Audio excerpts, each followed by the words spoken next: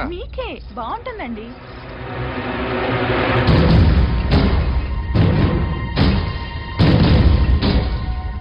అన్నా చెప్పు తమ్ముడు.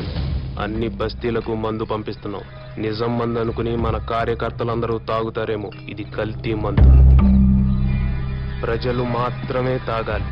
కనీసం 500 మందైనా చావాలన్నా ప్రజలు మాత్రమే. అర్థమైందా అన్నా?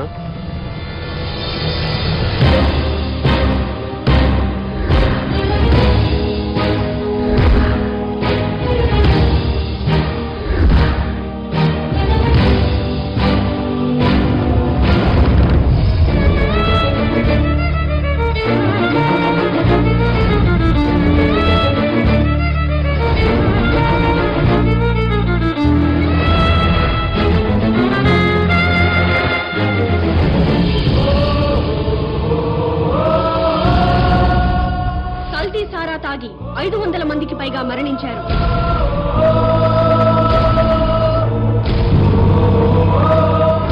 ఈ నియోజకవర్గంలో ఎన్నికల్ని నిలిపివేస్తున్నట్టు ఎలక్షన్ కమిషన్ ప్రకటించింది. వెంకటేశ్వరరావుని పాలిటిక్స్ నుంచి బహిష్కరించాలి. రాజకీయ సన్యాసం చేయించాలి. ఇంతమంది ప్రజలు చావడానికి కారణం వెంకటేశ్వరరావు. వెంకటేశ్వరరావుని వెంటనే అరెస్ట్ చేయాలి. ఎలక్షన్ తర్వాత ఓటర్లకి మందు పోయిస్తారు. నేను ఒక్కనేనా? అన్ని పార్టీలు వాళ్ళు పోయిస్తున్నారు. కాకపోతే ఓటరా ఆఫా ఫుల్లా అంతే తేడా. మరి అలాంటప్పుడు నేను తాగించిన మందు తాగే జనం మరణించారు అంటానికి ప్రూఫ్ ఏమనుందా? ఎస్, మాకు కావాల్సింది ప్రత్యక్ష సాక్ష్యం. చూసిన వారు ఎవరైనా ఉంటే డైరెక్ట్ గా పోలీస్ స్టేషన్ కు వచ్చి రిపోర్ట్ ఇవ్వండి. తప్పకుండా యాక్షన్ తీసుకుంటాం.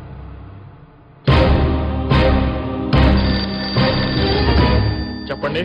మంత్రి వెంకటేశ్వర గారిపై కల్తీ ముందు పంచడం నేను చూశాను సార్. అతన్ని అరెస్ట్ చేయాలంటే మీరు సాక్ష్యం చెప్పాలి. చెప్తాను సార్. స్టేషన్కి వచ్చి రిపోర్ట్ ఇవ్వండి. ఇస్తాను సార్. మహేష్ అనేవాడు మీ అబ్బాయి శంకర్ మీద కంప్లైంట్ ఇచ్చాడు సార్.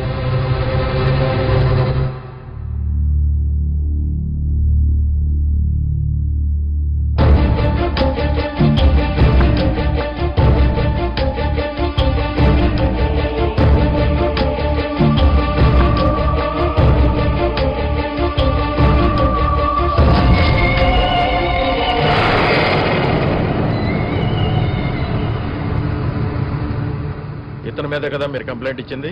అవును సార్. ఇతను తీసుకెళ్లి తెల్లపడేయండి.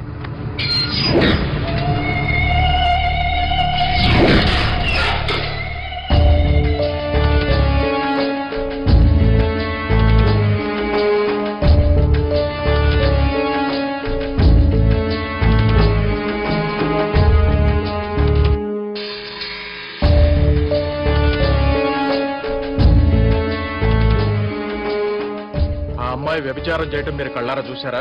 చూశానండి. రిపోర్ట్ రాసివ్వండి. ముందు దాన్ని తీసుకురండి. ఆల్రెడీ తీసుకొచ్చామయ్యా. ఎస్ఐ గారు,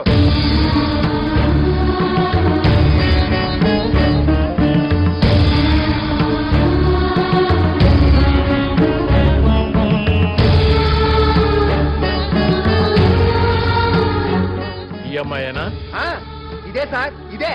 గంటకి 1000 తీసుకుంటది. నీ పేరేంటమ్మా?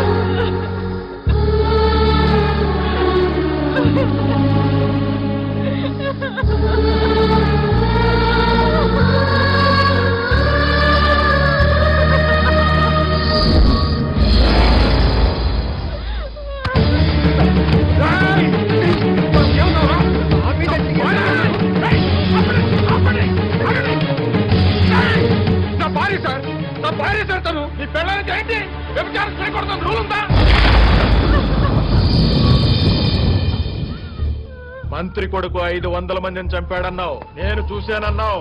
నీ మాట విని మంత్రి కొడుకుని అరెస్ట్ చేశానా లేదా? సెల్లో పెట్టానా లేదా?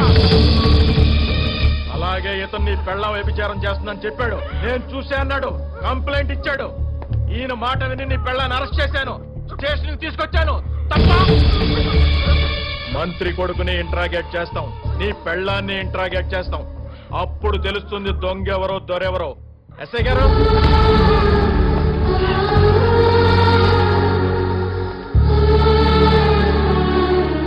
కల్తీ మందు జనాలకి పంచావా లేదా?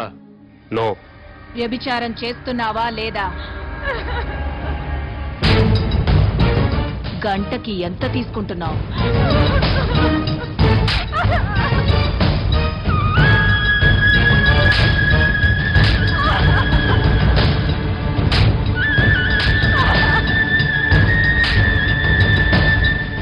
నన్నెంత బాగా కొడితే అమ్మాయినంత బాగా కొట్టొచ్చు.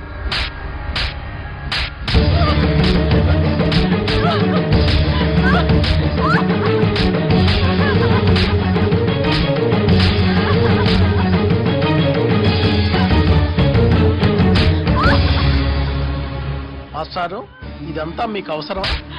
వాళ్ళు పొలిటికల్ గా ఏమైనా చేసుకుంటారు, నీ జోలికి రాలేదు కదా. అయ్యిందేదో అయిపోయింది. మంత్రి కొడుకు మీద పొరపాటున కేసు పెట్టానని వెనక్కి తీసుకో. శివాజీ కూడా విత్డ్రా చేసుకుంటాడు.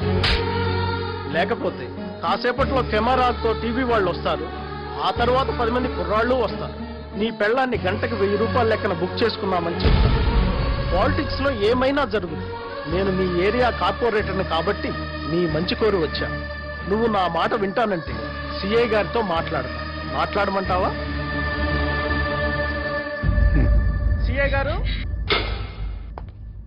సిఐ గారు, ఎవరో కుర్రాన్ని వెనక నుంచి చూసి మంత్రి గారు అబ్బాయిని పొరపాటు పడ్డాడు, కేసు వెనక్కి తీసుకుంటాడు.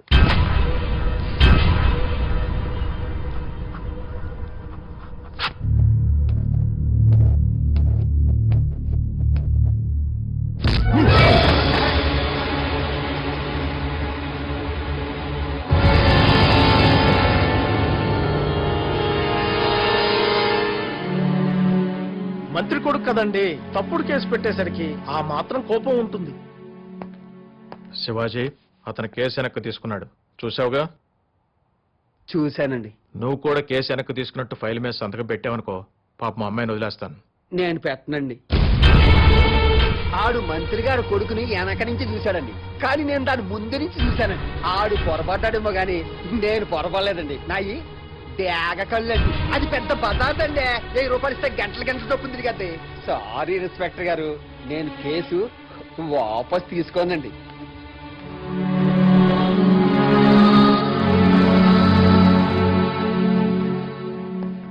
కార్పొరేటర్ గారు, ఇప్పుడు ఏం చేద్దాం? మాస్టారు, మీ ఆవిడ తిరుగుబోతు. ఒప్పుకొని సంతకం పెట్టావనుకో, నేను పూచీకత్తు ఉంటాను. ఇట్నుంచి ఇటే ఇంటికి తీసుకెళ్లిపోవచ్చు. పోలీసు రికార్డుల్లో మాత్రమే ఉంటుంది. నువ్వు ఒప్పుకోలేదనుకో, మీ ఆవిడ్ని కోర్టుకు తీసుకెళ్తారు, ఆ తర్వాత జైలుకు తీసుకెళ్తారు. పత్రికల నిండా, టీవీల నిండా మీ ఆవిడ భాగవతమే ఉంటుంది. ఏం చేద్దాం?